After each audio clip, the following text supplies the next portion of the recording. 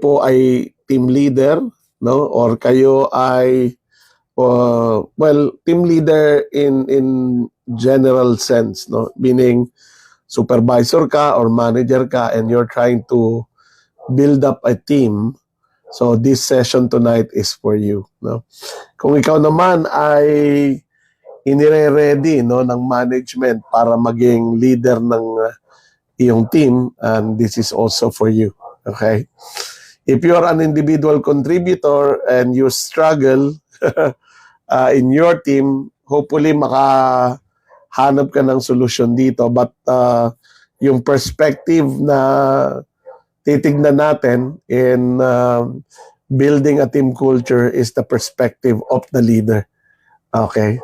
Kasi ang ating pong pangalan ng ating Monday night event ay Leadership Monday. So today is about Leadership Monday, and ang ating pong topic ay teamwork. As a leader, how do you build a high-performing team?